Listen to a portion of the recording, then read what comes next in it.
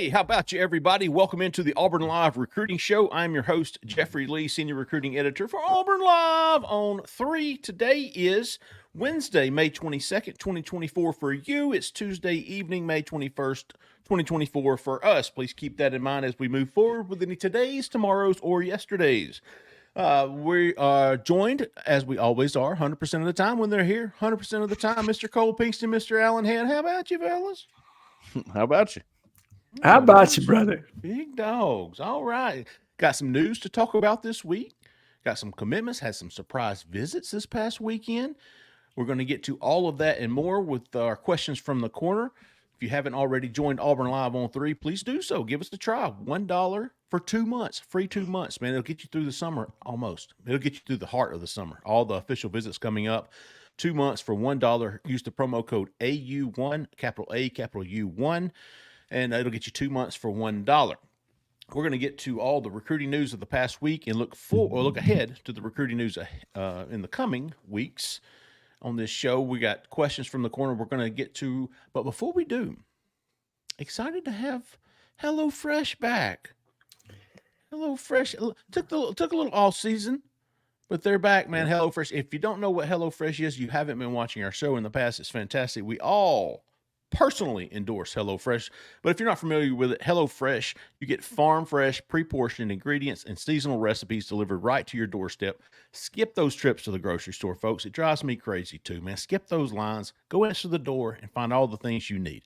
Count on HelloFresh to make home cooking easy, fun, and affordable. That's why it's America's #1 meal kit. Couple of things, man. We love HelloFresh. A couple of my favorites. I got here the Tex-Mex beef taco pies. Kids love those. What else did I get? Family chicken sausage pizza fondue. Fantastic. Kids will eat it up, and it'll make you look like a professional chef, man. It'll make you look like a professional chef. HelloFresh, on average, meals have 31% lower carbon footprint than meals of the same portion size made from supermarket ingredients. It's pre-measured ingredients and 100% offset of the delivery emissions mean you're able to get dinner on the table while being kinder to the planet.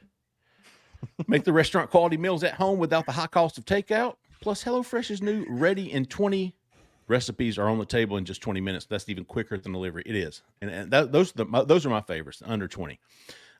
Hey, we've got a deal here at Auburn Live on 3. Go to HelloFresh.com/Auburn Live Suite. All lowercase, all one word, for free dessert for life. That's right. 1 dessert item per box while subscription is active.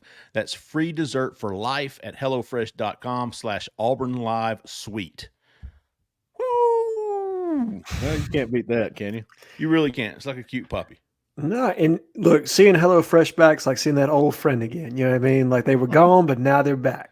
You know it's time to get serious about football recruiting when HelloFresh rears its pretty head. I like that. All right. Well, as everybody knows here at Auburn Live on 3, if you're a member, we have the most knowledgeable fan base, subscribers, most passionate, most loyal, most understanding, most logical. Yeah. And some. What else you got going? No. I could go on and on. I agree. I don't disagree with any of that. I noticed I put all the positives at the beginning. Sure. And Cole cut me off before I could get to any more. So we'll just leave it at that. There you go. I jumped in there. My fault. Yeah, thank you. You saved me. We're going to get straight to the questions, man. We want to answer and talk about what you guys want to know, what you guys want to ask about. So that's what we're doing, straight into the questions from the corner. Mr. Steve Alboni. Speaking of everything you just said. Exactly. Steve Balboni is probably, I would call him the #1 fan of the show. He's the most patient when it comes to the show, though, right? I mean, he understands that it takes time to produce, edit, cut, and upload. And he's very patient with us, and we're forever grateful. Mr. Steve Balboni. Fellas, out of Babalola, Andrew Babalola, Usman Chroma, and Julian Juju Lewis, who would you put as most likely to end up in the class? Very good question here. Wow. Andrew Babalola, Usman Chroma, and Julian Lewis. Man, that's tough. I will say my first hot board came out on Friday. That was before the visits. I had Juju at 50. I think I had Chroma at 35. I think I had Babalola around there as well. Obviously, I think both of those first two will increase after this visit, and I'm honestly going to use the next 48 hours to determine just how high I go with those two. Right. But knowing what we know as of tonight, Tuesday, answer the question, Steve Balboni's question. Well, this is interesting. I mean, any of the three I can make an easy case for. Sure. I'm going to pick Chroma. Oh, and I have a lot of reasons for that, which I feel like we're going to get into more in this show. I do. I have a lot of reasons for that. There's a lot of things that make sense here, and they're starting to make sense. So that I'm picking him up. That doesn't mean I don't think the other two couldn't land with Auburn. It's just answering your question, Steve. I think he's the most likely right now. See, and Cole, I thought I was going to go against the grain here by picking Usman Chroma because I predetermined my read on this. I think the distinct possibility exists that KJ Lacey is the quarterback in this class. I do too. Now, that is not my direct intel right now, but I think that possibility exists. So because of that, and because I don't know what USC is going to do to try to retain Julian Lewis in their class, and I do think they're going to fight to keep him, then I'm going to go with Usman Chroma because I'm not sure where he is on Georgia's board right now, but I know where he is on Auburn's board. And so with that being what's clear to me, I'm going to go with Usman Chroma. Babalola academics, I don't need to be a rocket scientist to tell you what Steve Wiltfong has reported, what you guys have reported, that academics play a huge part in his recruitment. Obviously, Auburn has done a phenomenal job. Jake Thornton needs to be given a serious pat on the back for having Auburn in contention here for this massive offensive line prospect. I think Michigan will probably also get in the mix with him as a team that you should probably pay attention to, a very prestigious university that also has a very rich offensive line and history of putting guys in the NFL. So he's probably the one I feel the least likely to end in the class. But all three of those, like you said, you can make a case for any of the three. If not Auburn and Georgia, and I don't think Florida State with Chroma is as big of a threat as it once was perceived. Right. So it's almost like, who else is there? What other school is there that's giving Auburn the biggest headache here with Usman Chroma? Is it Auburn by default at this point? I think until we know what Georgia's intention is with Chroma, you still have to keep them as probably the other team that's involved, because I know they plan on taking three backs, but does taking Bo Jackson take them out of the running for Usman Chroma? And that's what I think you don't know right now, because they also have the young man from Valdosta, Todd Robinson, is extremely high on their board as well. So things are getting crowded at UGA. And until I think we know who they want that second and third back to be in this class, that you have to probably still list them as the other person involved in this recruitment. But I'm with you. I don't think the Florida State buzz is nearly what it was at one point, or at least not on my end. Right now, Usman Chroma will go to Miami next weekend, Friday week. He will then go to Florida State the next weekend, Florida the next weekend, and Georgia, all consecutive the next 4 weekends starting next Friday. I'm probably sitting at this point right now at the recording of the show. I've got Usman Chroma 40 to 45. Mm-hmm. I've got Babalola about the same. And I've almost learned my lesson against going up against Stanford for a smart kid, especially smart offensive lineman. We saw Khalil House from Georgia last year, who we all thought was a lock to Auburn, and then surprised everyone and went out there for that Stanford degree. And you can't blame him. No.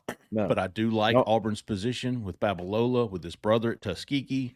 I think if they're as close as this rumored to be, I think that could give Auburn the edge that they didn't have last year with Khalil House. Right. You're talking about a kid from Kansas. He's either going to the Southeast or the West Coast. Does he come closer to home? Does he go out there for that degree? So I've got him 40 to 45, and I'm still sticking with Julian Lewis at 50. So to answer your question, Steve, on my hot board, my answer will be Juju Lewis right now. I wanted to pose a question to y'all real quick about Chroma before we move on from that. So Georgia currently has Bo Walker, a running back commit. Mm-hmm. They're supposedly trending for Bo Jackson. Yes. They're supposedly trending for Todd Robinson. Yes. And they were supposedly trending for Usman Chroma. Yes. All right. Let's say they do get Cole. three. Look at Bubba AU 33 with Bo Jackson trending to UGA. Who do you think would be the team to beat for Usman Chroma? Should UGA pick up Bo? Which lines with your keep going, Cole. This is y'all are on the same page. I'm answering your question with a question there, Bubba. I don't. So does Georgia try to take three? And if they do, can you get three of the caliber of Bo Jackson, Usman Chroma, and Bo Walker? I mean, has that ever been done before? Ooh, not three, really. I don't put three elite running backs right there. I don't put anything past Kirby Smart. I'm going to be honest with you, specifically when you're talking about in-state running backs, which 2 or 3 of those guys are. I think Bo Walker's in-state, Usman Chroma, and then Todd Robinson, all in-state kids. So it wouldn't be outside the realm of possibility, I think, for him to be able to pull that off. Do I think it's likely? No, and largely because I think Usman Chroma and Bo Jackson are similar backs. I think if they take a third, and I think that's what Rusty has reported, and Rusty at his word, he knows UGA recruiting and what they want in that class far more than I do, right? Right. So that it sounds more likely Todd Robinson would be the third back in that class because he's a different kind of player from the other guys involved, and so you want diversity in the backfield. And for the record, if Auburn does win by default with Chroma, I don't think that guy would be upset. I think he would be ecstatic. Yeah, that he goes to Auburn. Like y'all don't get to be there for the interview. I'm telling you, this guy was just lit up about it. I talked to Josh Newberg about that. He was gleaming. And some of it seemed like maybe this is his first OV, so maybe he didn't realize how much was going to be entailed in an OV. I mean, he talked about the things they were doing, like putting his face on a picture and all this stuff. Mm-hmm. And like, they're going to do that at other schools too. Yeah, right. We know that. But also, I mean, look, when straight up asked him, is this, how's it going? And he's like, oh man, it's crazy. This is crazy. He was looking for us because he wanted to talk. Yeah, he wanted to talk. I've never had that happen. He goes, hey, where's those guys at? Let's talk. Look at you. I will say this. When you listed the schools that he's going to OV to, Jeffrey, Miami is probably the one that sticks out to me. If things go the way I think they're going to go with Georgia, because you see Miami going after a lot of similar backs that Auburn is. They targeted Alvin Henderson, Usman Chroma, Shakai Mills-Knight. Miami is involved with all of those guys. I'm probably listing them as the other team right now. If I'm trying to read tea leaves, that you probably have to watch for Usman Chroma. I hear you. I like that. I think Auburn's group of backs right now. Let me. This is real quick. We're gonna get to MP Bagwell. But going back to Steve's question of Andrew Babalola, Usman Chroma, Julian Lewis. What if I threw Alvin Henderson in the mix there? Now who's the most likely? Alvin Henderson, in my opinion. Yeah, I don't think it would be represented on my hot board because he's committed to Penn State. Right. But foot to the ledge, finger on my back, I'm probably going Alvin Henderson. If Auburn got a prediction in for him, if Auburn lands one of Chroma or Henderson, let's just say hypothetically they land one of them in the next week, nothing will change in the recruitment of the other. Nothing. They're still going to recruit them like they're number one.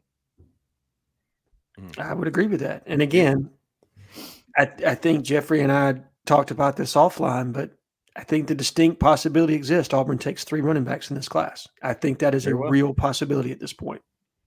Whether it be 2 high schoolers, a JUCO, 2 high schoolers, a transfer, 3 high schoolers, I could easily see that. If you're looking at the depth chart, Cole, you've looked at the depth chart here recently. Auburn's going to be down. They're going to be down. They've got to restock that room. They've got to restock that room with this class. Yeah. And so, all right, MP Bagwell. Sorry about it, big dog. Where's the confidence with Zealous Hicks? Zealous Hicks, the future 5-star 2026 safety from Carrollton, Juju Lewis's teammate. He was in Auburn Saturday on an unofficial visit as well. He was there with Shamar Arnaud, Yep. a cornerback, 2025 cornerback from Carrollton as well. And so where is the confidence? Is there any confidence? I think Cole at one time has some confidence. Well, I actually have a pick in still outstanding for Auburn to land him. And I don't know if I jumped the gun on that, but I am looking into it more. Like, should I hold that pick? Should I change it? I don't know at this point. I got nervous about that one when he did not show up much in the spring. He was there in January, I believe, and then we didn't see him all spring. And whenever that happens, you're like, oh, because they get the top guys in. They get the guys they want in. It's not a problem. Who want to be in? So when a guy doesn't show up, you go, that's something I don't understand what's going on there exactly. I will say this: Ellis made the comment, and it was in the story, and it probably, if you're reading it, it's not the easiest thing to pick up on, but he said his dad makes decisions basically, and he just plays football. I don't care. I want to play football. I'll let him make decisions. Huh. So I know that the family really, really likes Auburn. I know that. And because of that, I still have some confidence that Auburn could get him. Now, with him, there's been some chatter of possible reclassification. I don't know if that's going to happen. I have no idea. If that were to happen, what happens then? Because if you're trying to get Eric Winters and Anquan Fagans at safety, then what? I don't know. So there's some things I don't know about this recruitment that I don't know how to, make sense of yet. Something we'll be tracking. He's going to be back at Big Cat in the end of July. Does Juju Lewis, should he commit to Auburn? Will that impact it? Should Shamar Arnaud commit to Auburn? Will that impact him? A couple of things to keep an eye on. We'll be tracking that all at Auburn Live on all three. Uncle Rico, 530. Which current commit has the best opportunity to make a huge move in the rankings, and which commit could potentially drop? Commitment to make a huge move in the rankings. Well, Dante Core's not ranked, so by default he wins the move up. But I think we've talked about this before. We have, and I think my pick on that is because of where On 3 has him is Malik Autry. I think guys that have his lateral agility, and the ability to create vertical pressure in the pocket from the interior, they always have a potential when you've got that kind of frame, size, speed, power, the whole mix. Now, do I think he's a top 50 player? Probably not. Do I think he's significantly better than where On 3 has him right now? I do, especially if you're going on a pro model that's looking at pro skill set and frame. Yes. Yeah. So I think he's probably the guy that's got the chance to rise. And then as far as fall, man, that's tough because I feel like they've done a really good job. And because you can't say like a 3-star kid, you know what I mean? Like, I don't think anybody. If you watch his tape and you go, good gracious, what a playmaker. But in person, he's not the biggest guy. Is Devin Williams. Yeah. If there's anybody, and I don't think it would necessarily be the right move if he were to drop, but I could see it happening because of what you said with the pro model. Mm-hmm. I do believe they're very serious about that part, and if that's the case. But Devin Williams has a lot of speed, so they'll make a decision on that at some point. Does the speed outweigh the size? Does the playmaking ability outweigh the size? I'll go Carde Smith, and not because I don't love his ceiling. I think his ceiling is there. I just think he's still raw. I hear you. I think there's some development there to go. What you should consider with Carde Smith, Ty Buster, Spencer Dolan, all these guys is how strong this O-line class is. You got to remember that because at the end of the day, when you're ranking these guys, they're going position rankings. So this is the best offensive tackle in the country, and this is next, and this guy's next, this guy's next. Well, there's so many good ones out there in this cycle. Some guys that may be ranked higher in other cycles may not be on the offensive line this time around. Sure, it dilutes the ranking probably, but doesn't necessarily it's not a fair evaluation of the overall skill set because you're trying to put Right. a number grade on them, right? Like, and that's hard to do. Right. But my pick is probably Tyler Lockhart for the same reason. If they're looking really hard at the position, I don't see many guys with that skill set at his position. I think he could move up. Yeah, for sure. The one thing and I think I said this before, but a person that knows a lot more about it than I do told me this. He said when looking at Malik Autry's ranking, on three, he's got him unranked as a 3-star, and then that's the low, and then the high is 24/7 at 34 overall in the country. So right on the cusp of a 5-star. And he said he's not that bad and he's not that good. He's about what Rivals has him ranked, which is 148. He's a top 150 player, high 4-star guy with a huge upside and definitely NFL potential. So I would expect in the on three rankings, Malik Autry to go from a 3 to a 4. I also think Ty Buster could make that move to a 4 if somebody would put some more eyes on him. And then I don't see anybody right now ranked a 4-star on Auburn's commitment list dropping to a 3. I don't really either, but if we got to pick, you know what I mean? Like, I guess that's I'm with you. I'm with you, Alan. If I had to pick, it would be Carday Smith because I think at one time he was a 3-star. Yes. So I could see that happening. All right, Austin Faison. What does the tight end board look like now? Also, who will be this year's class recruiter? I had the hot board up on Friday, had everybody listed on the tight end board. If you haven't checked it out, go look, please. But let me pull it up for you, and I will share it with you. I will share it with you. Share screen, offensive board, boom, get some. All right, let's see. Let's go down to the tight ends. Let me pull them all up. There you go. Yeah, there's plenty. Tight ends, there's plenty. They've got Ryan G committed, Hollis Davidson, but Keody Armstrong is coming in, I think, next weekend. Most of these guys, well, there you go. Caleb Edwards is coming in June the 10th. AJ Ia, he just committed to Arizona State. He's probably a long shot, but he plans to come back for a game. Cameron Sparks. I think all of these cats will visit Auburn. Even the UGA commitments, Elias Williams, Ethan Barber. I think those two guys are probably at or near the top of the wish list. But there's a lot of guys. Auburn has, and one thing about being Angamaya is, dude, he goes crazy nationally. I mean, he was out and he got kids coming from Hawaii, from California. Whatever he does, he gets it done. He gets kids on campus, and that's one thing you're going to see. I expect all of these tight ends to visit.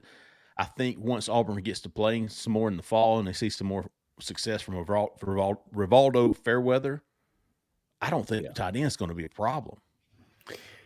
I don't either. And you don't see it often, but I do think there is a distinct possibility Hollis Davidson ends up back in this class. I don't think Auburn has done as far as their recruitment of him. And I know he just recently decommitted, and there are other schools that are heavily involved with him. But something makes me think there's a chance that he ends up back in this class. He wanted to know class recruiter. I think that's like what commit's going to lead this class, like Walker White did a year ago. Really haven't seen that. I mean, we've seen a bunch of guys kind of speak up, but nobody's dishing out pendants. No, like Walker did. You don't have the Damari Alston, the Walker White, that guy that's kind of leading, getting other guys in the class just yet. I think if you're looking at the current commitments, then you guys correct me if I'm wrong, Malik Autry is probably the one that's the most active on social media. And so by default, you'd go to him. And ironically enough, he's probably the one people are worried about flipping. 100%.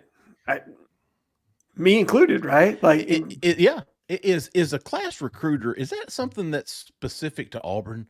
Like, does Alabama have those rah-rah guys in their class? Like, does Georgia have the rah-rah guys in their class?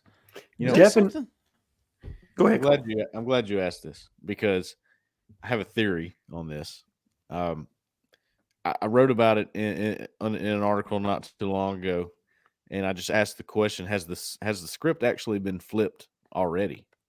Instead of they're still working on flipping the script. That was the motto, that Freeze had a year ago. I think they've already flipped the script in a way. And as far as recruiting goes, I don't think you have a guy like that right now because everybody wants who you've got.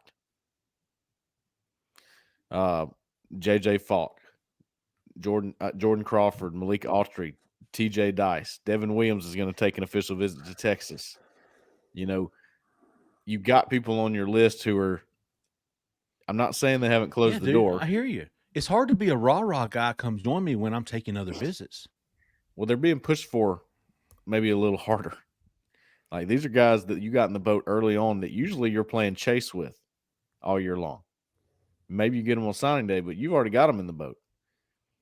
I mean, there are teams that have JJ Falk as their number one linebacker or number 1 or 2, tier 1 for sure. So it's different. It's totally different this time around. I think you've gotten ahead on all these guys for the most part.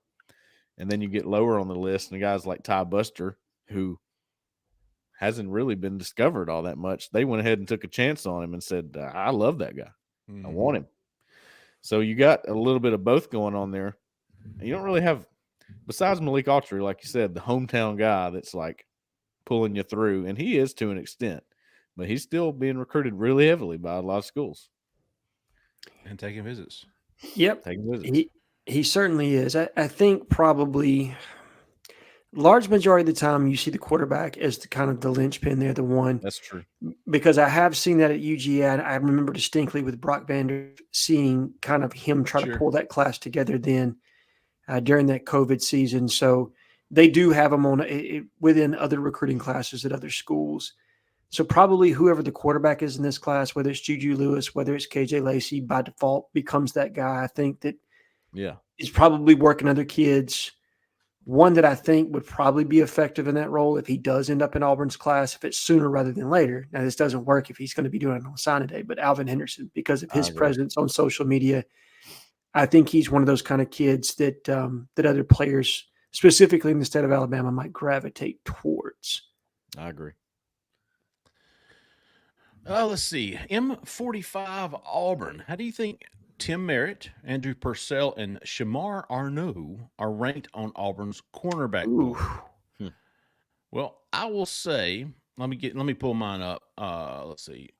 I'll pull up my cornerback board so everybody can figure out, can get a look at it. I think they're probably asking this because Andrew Purcell and Shamar Arnaud just got offers from Georgia in the last couple of days. Yep. Purcell is not listed. He has yet to.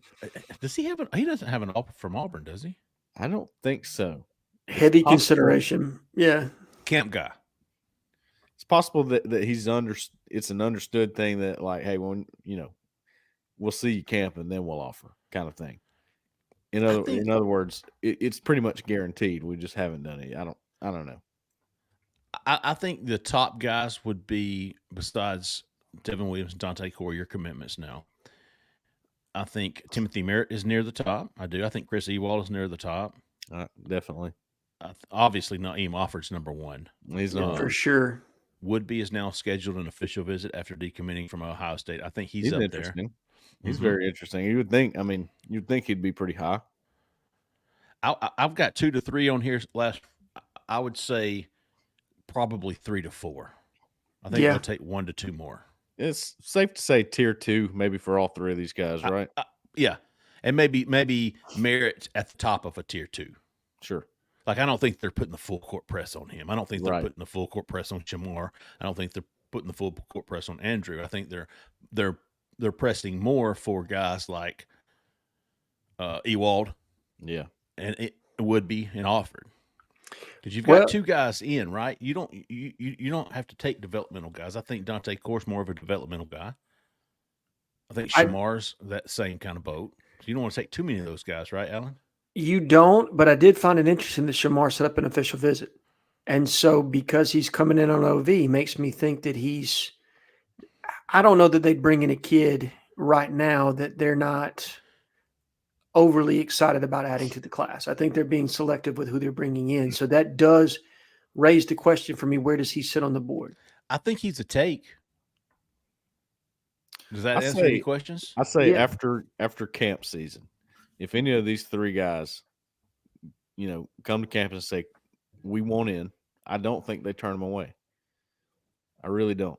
I'm not saying they do right now, but after camp season, I think all three of these guys are going to be takes. That's my guess. And quite possibly so. I mean, you're talking about kids that are considering other SEC schools. Merritt is, I think it's Auburn and Tennessee for him. Armo is, he was previously committed to Tennessee, and now UGA's in the mix. Auburn's in the mix for him. So two, obviously really good SEC schools there. I don't know as much about Purcell's list. Obviously, Georgia's just offered, but is that committable right now? You don't really know. Are they just getting in the door with him? So that one's TBD to me. But of those three, I'm probably going to say Arnaud's the highest on the board of those three. But I do too. Probably. Oh, man. I hear you. I'm going back because I'm like, Timothy's up there too. He's definitely up there for sure. Yeah, I think so. I mean, I think they really like that kid. His length, his skill set, his speed. I mean, he's a hell of an athlete. I mean, he looks like Monte Pitts on tape to me when you watch him. That's who he reminds me of. He is very raw. I mean, again, I don't know if you call him a project so much because the skill set is really nice, but as far as a football player, still very raw there. Yeah. Right. Okay. This is traditionally speaking, this is a pretty poor cornerback class nationwide. Yeah. I think it's down for sure. I think it's fair to say. Yeah, I shouldn't say poor, but yeah, down. Really, that's a better word. The Southeast region is not what it has been in previous years. I mean, you got Naeem offered. He's the elite guy in the surrounding states in Alabama, and then everybody else is behind him for sure. Mm-hmm. I think they think Devin Williams is pretty close to being elite. Yes. Right. And Dante Core is right there on the cusp. I mean, they really like this kid. They love him. They think I think Shamar and Timothy Merritt are in that, not quite elite, not quite there, but they have the potential to be that. I agree with you. I think they possess the traits. Like you're recruiting to traits with both of those kids, right? Like you're recruiting skill set and saying, I can develop this guy. I've got Wes McGriff, former NFL defensive back coach, a guy that has been throughout the SEC. He knows how to develop kids.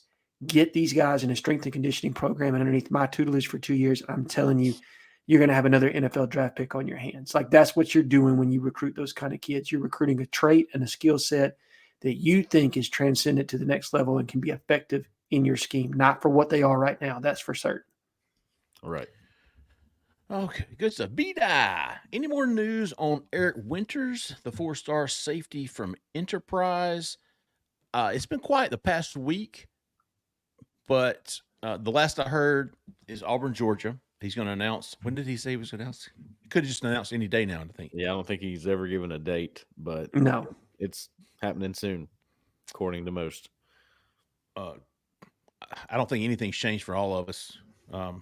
You could flip a coin here. I do think behind the scenes, Georgia might have a little bit of an edge. That's why I've got him at 45 on my hot board. But man, that could change tomorrow. It could change quick. We've seen this happen, right? I mean, sure. You could even say somebody like Jalewis Solomon a year ago. It's more of a, you got to know when to pounce, right? You got to know when is the right time to make the move. And I don't think now is the right time.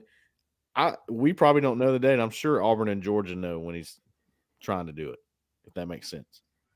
Yeah, right. I don't think he's playing either school. I think he's probably being pretty straight up with them. He's a quiet kid. I don't think Eric talks a whole lot. He's not very active on social media. So it's one of those kind of situations where it's like Tyler Lockhart, and I believe you've said that, Cole, where he's just going to wake up one day and he's going to announce. Right. He's not doing the whole tease it for 8 weeks thing, and then we're going to, roll out a top 5. That's not his style, I don't think. No. Smitty J gracing us with on the recruiting show this week. If you could only sign one, who are you taking? Oh, gosh, don't make me do this, Smitty. Come on, Anthony. He always has a tough question every time, doesn't he? Yes. By the way, Eric Winters, just check with somebody. They think, oh, Georgia's got a little slight edge right now. Nothing's changed. But if you could, Winters or Fegans, and which has a higher upside? Ooh, kind of two different players, though, aren't they? A little bit. Yeah. I think they're very two different players. Yeah. I still think Eric grows into a linebacker. I honestly do. I know they're recruiting him for that star spot, that overhang safety that can play down in the alley, but something makes me think he's going to be a will or a money linebacker before it's all said and done. I think Cole might have talked about this last week or the week before. You like Winters. You would take him over, I think, whoever else was mentioned before. Listen, because he's versatile. If he were to commit to Auburn, he'd be number 1 in my class ranking. That's how high I am on him. I just think he's that good. I think his mentality's right. Everything about him, from his film, his mentality to work ethic to, I've heard he runs like almost a 4.40. From somebody that works with him a lot. I just don't. I could not pass up on him. 3-level defender, right? I mean, yeah. He's a 3-level impact guy. He's a guy you could put him at receiver and be okay. Yeah. Yeah. I mean, a guy that could definitely play in the deep secondary if you had to have him. A guy that could play off the edge and give you something as far as from a pressure package standpoint, and then a guy that could play in the box, probably contingent on how his body develops. So definitely 3-level impact guy. And that's no slight to Anquan Fegans, who I think is a phenomenal field safety and a guy that could change the way Auburn's defense is constructed. Like if you're looking for a guy that you could play deep third, middle field close style back end, he's the guy. I mean, he 100%, his football IQ and awareness is off the charts in my opinion. And then he's got the ability to recover and the speed to go get it and pluck it. You know what I mean? Right. So you're splicing hairs there, man. But I'm with you. I'd probably go Eric Winters just because of what he's got in the toolbox there. I'm going to answer his question. Oh, there you go. I like it. Eric Winters. How about you? Clean sweep. War Eagle 07. If Eric Winters, Anquan Fegans, and other guys we are leading for, I wouldn't say that Auburn's leading for Eric Winters. We just talked about that. But I hear you. All 3 RPM, to be fair, to War Eagle 07. All right. Anyways, so if other guys we're leading for don't commit, kind of like Alvin, does that raise your worry level at all? Not yet. If Auburn lost both Winters and Fegans, absolutely. Yes. If you land one, okay, I'm still all right. Right. I think it depends on who you're losing to. Losing Winters to Georgia, that's going to be a tough flip. Right. Now, Auburn's proven they can flip. They can do that now. And they can close pretty well with freeze. They have proven this. So, do I completely freak out? Not necessarily. I think there's still a chance with these guys, even if they were to go elsewhere in the end. But going to Georgia, I'm not going to say that's a complete lock, but it's a lot harder to flip from Georgia to me. It is, but they did flip DeMarcus Riddick from UGA last year, even though I think in the end we thought that it came down between Auburn and Alabama. I think a kid from Enterprise, Alabama, that's going to be one that I think Auburn's going to have a shot with all the way down to signing day if he were committed to UGA. If he were in a different part of the state, if he were in Central Phoenix City and he committed to Georgia, brother, I'd hang it up and I just, you know what I mean? Yeah, I'm going to be honest with you. Even with the recent success we had there with Cam Coleman, I'd probably be like, all right, man. And Dylan Gentry. Yeah, there you go. Don't forget about Dylan Gentry, right? So, all right, let's see. Justin, 36-36, over under 51%. That Project Scholl commits during Big Cat weekend. I would say under. Yeah, I'm going. He's committing before that. You know how we know camp season's coming up and commit season? These questions are getting harder and harder to answer. That's how I know. Well, I was holding him to it. Now, during Big Cat weekend, no, I don't think he commits during Big Cat weekend. So, during his OV, right? Potentially. Yeah. Or shortly thereafter. That's more where, yeah. I think shortly thereafter. Yeah, I agree. Rice DP 105, not to be confused with Rice DP 106 or Evil Rice. Do you anticipate any other portal additions between now and fall enrollment? Ooh. And if so, are there any other names to be aware of? We saw Khalil Jacobs get predicted by Pete Nakos to Missouri. He was the only one we were really following, and I'm listening to Cole on most of that, and I feel like if Jacobs was coming to Auburn, he would already made that decision. I think at one time there was an absolute green light for him to go to Auburn, and it was trending that way. And then there's the lull and checking into things. Maybe it just wasn't going to work out. These portal things happen like that sometimes. There's things we don't know about. There's factors in play that don't get reported and don't need to be reported and all that kind of stuff. Agreed. Well, here's the deal. You hit the portal, and then even fans are like, get him here, get him here, get him here, right? Get him here. Hurry up. It's all fast. It's fast. He's in the portal, and 2 days later, he's scheduling a visit, and then he's leaving 2 days later, and people are like, commit. And now they're getting to do their due diligence. They haven't had time to do all that. It's like, get him here, and we'll look at it later. So if there was ever a hiccup, that timeline fits any hiccups. The tea leaves are lining up for maybe being the hiccup, the postponement of the Alabama visit, the postponement of the Missouri visit. It took him 2.5, 3 weeks to get down to both of those schools. And you're going to pick Missouri over Alabama, in Auburn. So anyways, back to Rice's question real quick. I do think Auburn adds somebody else. I do. I don't have any idea who. I'm looking at cornerback, maybe a running back. Don't forget, you have it is totally like the middle child these days. The one that gets forgotten about is the JUCO ranks. Mm-hmm. And there's still a chance to pull from that. Yep. Those guys, some of them are late qualifiers. I would, I don't know of any names, but there could be something there. You wouldn't count that as a transfer, but the Champ Anthony situation a couple years ago, it was late. And that's a corner or a DB. So there could definitely be something like that out there. They definitely, if you read what we wrote today about the corner room, it is thin right now. Yeah, Jeffrey, I think you hit the 3 rooms that I was getting ready to talk about: linebacker, corner/safety, and/or running back. I think you could potentially take somebody at each one of those positions, just given where we are in each of those rooms.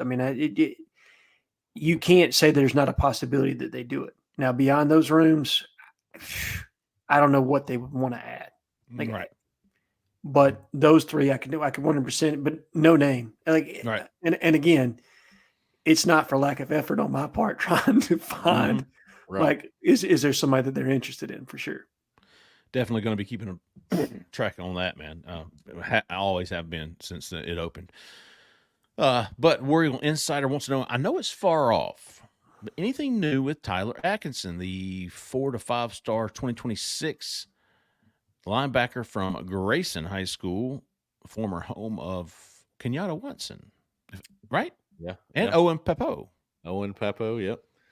That's what I was going to say. I don't know of anything new with Tyler Atkinson, but I'm telling you, the relationship with Kenyatta Watson is a big deal here. And I think he's pretty high on DJ Durkin too, because I saw somebody on the board. He talked about Tyler Atkinson being a pass rusher. I think it was Eli Double-Lot. He's more of an inside backer for Auburn, from what I understand. Tyler Atkinson. He goes to camps and he pretends to be an edge rusher. I say pretend. He's good at it. He could be an edge rusher, but he probably fits more of an inside backer on the next level. From his frame, for sure, Cole. He beats people at edge in these camps. Sorry, Alan. No, you're good. Continue on, Cole. No, I just think that relationship is tight, and that's going to be something that matters down the stretch with him. I agree, and I do think if you're looking at a frame size standpoint, the kid's only like 6'1", 6'2" ish. Mm-hmm. I think they got him 6'2" with cleats on. 6'2", 205 and that's about right. I think that's pretty accurate. Right, and so unless he hits a major growth spurt, this is not a situation like J.J. Falk, in my opinion, where J.J.'s body is that kind that it's going to carry him towards the outside to that buck position. Yeah. Tyler's body is going to carry him inside just because of the amount of weight he's going to be able to carry. You're talking about a guy that's more the size of Eugene Asante than you are. like a featured outside pass rusher, right? Right. Yep. Or Owen Papo. Yeah, that's a great comp right there, right? Yeah, it is. You want to watch some? You want to just get some popcorn and watch some film? You better go watch Tyler Atkinson. That might be the best highlight tape I've ever seen. Okay. All right. Jay Pooty. Jay Pooty. Would you rather land Juju Lewis or get a portal QB1 after this season? Ooh.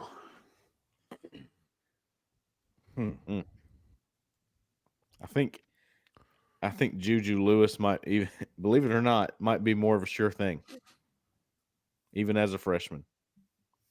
Less risk. Less risk. You know what you're getting with that guy. Because we don't know what the market is for a portal quarterback, because Right. that's the thing. What's the market? What's the price?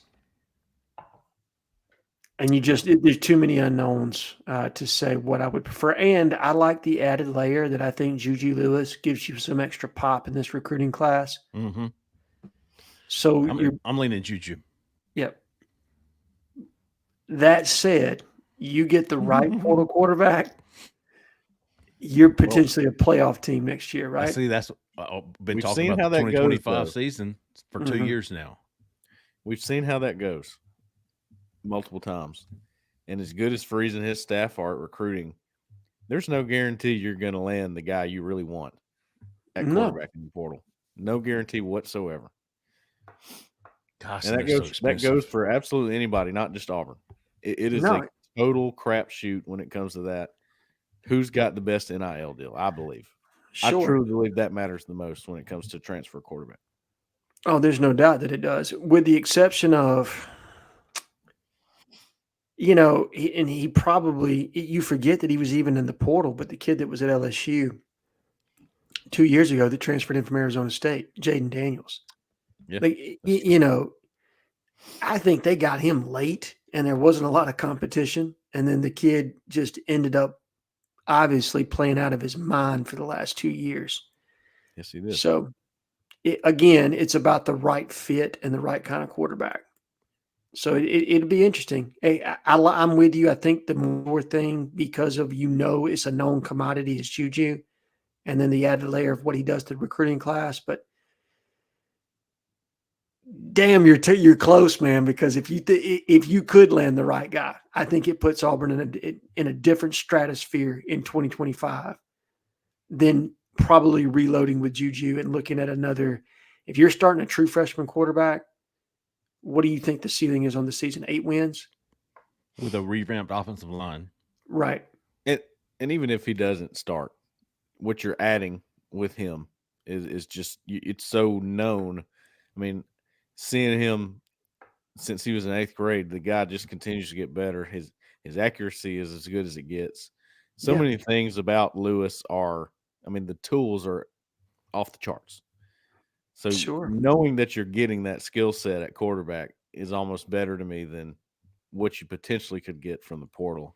And it could be better from the portal, but I like knowing you could get that skill set on roster. I don't disagree. And I think if you're starting either him or Walker White, you're getting yourself an extra year too, because everybody knows you're resetting. The expectation goes down, in my opinion, on what year 3 will be if you're starting a redshirt freshman or a freshman. Like, some of that pressure is off as far as you having to be a playoff team. Yeah. Well, Braden wants to know, if the staff identifies a kid as an under-the-radar type kid, do they encourage them to go to camps, or would they rather them continue to keep a low profile? No, they want them to camp. At Auburn, or I wonder if he's saying, do they want them to go to like Georgia, go to Alabama, go to LSU? Oh, no, they would like for them not to. Right. They would definitely like for them not to go anywhere else. They want them to camp at Auburn because they want to work down. Yes. Right. They want that to happen. But, there's guys that so what I was saying earlier about Shamar Arno and Tim Merritt and some of those guys, I don't think they're 100% takes right now, but they very well could be after they get their hands on, they work a little bit, and they see in camp, all right, I know I can coach this guy because I just did it, and I like the way it looked. I like the way he runs. I like the way he does this. So there's a lot of guys that are going to go up after camp season. Mhm. I think that those three, the three corners, Samara Arnaud, Tim Merritt, and Purcell, are guys that will do that. I think they'll be takes after camp season. And you saw that with Juice Solomon last year, right? Like they had him in camp. He put on a big time performance in 7-on-7, and that was a guy that Wes McGriff said, "Okay, let's turn up the heat here." And Bryce Kane. Yeah, you remember how it worked out with Bryce? Malcolm Simmons. Simmons. Yeah. All right, D-Cone 24. Finish it off for us, big dog. The finale. Describe. Oh, I love this question. The difference between this staff and the Harsin era staff regarding recruiting.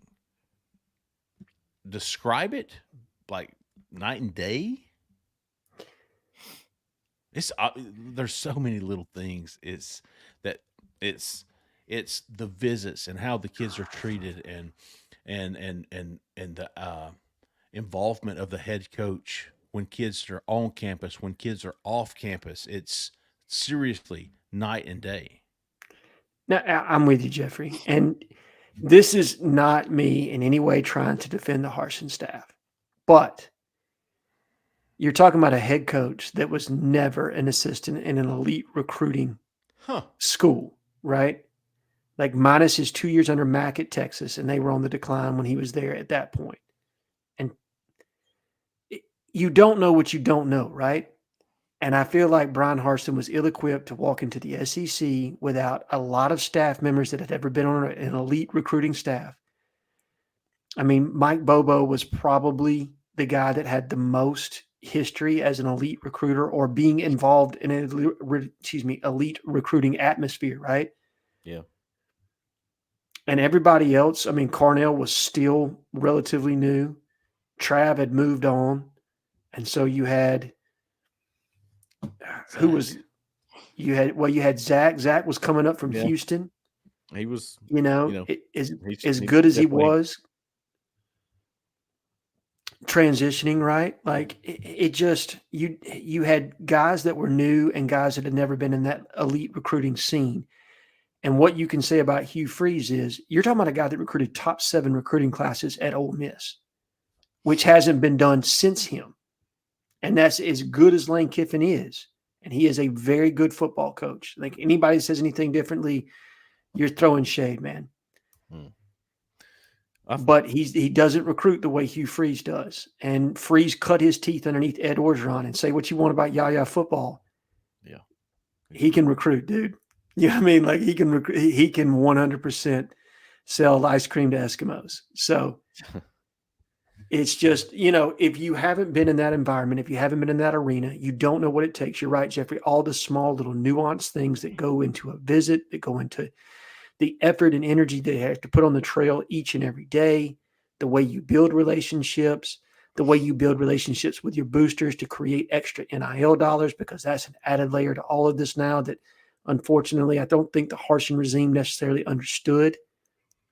And so I'm not trying to make excuses, but I don't think Alan Green did this guy any favors by taking him from Boise, Idaho, with no experience in the SEC and dropping him here. And it just wasn't a fit.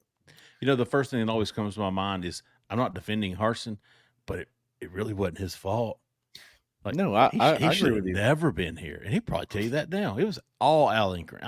Alan Green should have known better. Yes, because like you said, Brian Harsin doesn't know what he doesn't know. Absolutely. Now, was he slow to change things even when people told him? Yes, and you can fault him for that. But bringing him in initially, making that hire, and then knowing what it would take to get him up to speed, that's on Alan Green, man. Mm-hmm. At the end of the day, and I'm not trying to insult Alan or take shots at him. It is what it is. And I think if any forethought had been put into that, there would have been a different hire that would have been made. Well, yeah, all of that goes. I think there's one word here that comes to mind when you're talking about the difference between the two staffs, and it's just awareness. I feel like that, and I'm with you, Jeffrey. Like I don't hate Brian Harsin or anything. I think that he was trying to prove that he's going to do it his way, Right. and that's fine. Absolutely. That's fine. If you do it your way and fail, then there you go. That's how it goes. I have respect for that. I got no problem with that. I think awareness though is the biggest thing. Hugh Freeze and his staff, top down, they have great awareness. They know what to do when they get a guy on campus. All of them collectively, they know how to treat people. They know how to set up visits. They know how to do all of the little things. But number one is they don't get played very much. And you can Read even the go room, back right? You could go back to Gus's staff and awareness. I feel like Gus's staff even got played a lot. Sure. This staff, though, like we were just talking about with Eric Winters, yeah, maybe Georgia does have a slight lead, but you know for a fact when that gets down to crunch time, Auburn's going to have a say. We've seen enough now to know that's going to happen. Whether they win or not, can't predict that quite yet. They're going to have a say, though. They know how to close. They know how to play the game. I think that's the biggest thing with this staff. Yeah, the awareness and the experience as far as being a part of an elite recruiting operation. I just can't reiterate that enough. That your experience shapes, and you only have a limited window, right, Jeffrey? You've seen this for years. You have a small window to create your footprint, right? And then once that window's gone, you've sacrificed opportunity. Yep. And I think Gus squandered that some. He had that national championship run, and then you just weren't able to close in the way you needed to on the trail to make that success sustainable in a way that Pat Dye was able to do. That was a big one. D. Cone ended it like we thought he would. Fantastically. Let's get to some how about yous this week. All right. I've got 5. Handful. Okay. I've got 5. I hold out. Cole, what you got? You got 4? Yeah, I got 4. Bo Tiger 4. And really his is for Twitter. That dude likes every single tweet we put out, and I respect it. All right. The God Camet of Twitter. There you go. That's exactly what I was thinking of. A Byers, WDE. Spell it. A Byers, BYARS. That's all one word. And WDE. It's all one word. And A.B. Byers. Next year for sure. 1. Okay. NXT, right? It's NEXTYR for sure, and that's all one word too. I'll give you the hard ones, don't I? The ones that are hard to spell. How about this one? I'll make it easy on the last one. Danny Pitts. I like Danny. I like old Danny. So Danny Pitts, that's easy. That should be easy enough. Okay. Mr. Head. I'm going to go with Steve Balboni. Oh, you know what? His at least he'll know when the post. At least he'll know. He'll know, baby. You know what? And hats off to him. When you got a dedicated fan that loves to know when that show's coming up, you know what? I appreciate it, Steve. So, Big Sexy, because he told me that I got a future in politics after I gave a non-answer on the board. So he called me straight out. And had me laughing, man. I was like, good for you, dude. He'll do that. He'll 100% do that. And then we're going to go with Little Coleman. Yeah. Give him a how about you. Times Appreciate 2, big that. Dog. Appreciate He was on mine too. Times 2. Thank you. Times 2. I'll let him know. All right, let's see. Little Coleman. Yeah, let him watch the show. Little Coleman. All right, big dog. Little Coleman, big dog. There you go. How about you to Auburn Blue? How about you to Chattanooga Tiger? How about you to Graduate Business Building? That's a pretty damn cool name, man. Graduate Business Building. How about you to Bees 3? How about you to Egg Guy 88? Egg Guy 85. Oh. How about you to those 3, man? And I do want to just take a time. Big how about you, Brian Battie. Yes. Family. Yeah. we're all thinking and praying for him. And man, that's terrible. And hope he gets well. If y'all are the praying type, please keep them coming for him. Hugh Freeze said he had had a setback the other night. Haven't heard anything new of late, but never hurts to throw out a little TMP if you're into those things. And there's a GoFundMe as well for those that are interested. As far as participating in that, and I reiterate that, so make that. I think that's times 3 for everybody, Jeffrey, as far as the Brian Petit family and Brian himself. Definitely. Awesome guy, man. Never forget running into him at Chick-fil-A there on campus, and he just sat there and talked to me, like talked to the boys, and just a cool kid, man. Real good kid. Hope everything works out well for him. Don't care if he ever plays football again. But all right, well, we'll leave it there. We'll be back Sunday night. I do believe, Sunday night. Right now, as of Wednesday morning, as of Tuesday night, I should say, we don't have anybody on the official visitor list for this weekend. This will be as far as we know. Alan, have you heard any different? I have not. As far as we know, nobody expected to come in this weekend. But after that, huge weekend, May 31st. Huge weekend, June 7th. Huge Big Cat Junior weekend, June 14th. Yes. So the next 3 weekends after this weekend, it's the calm before the storm, if you will. Probably so.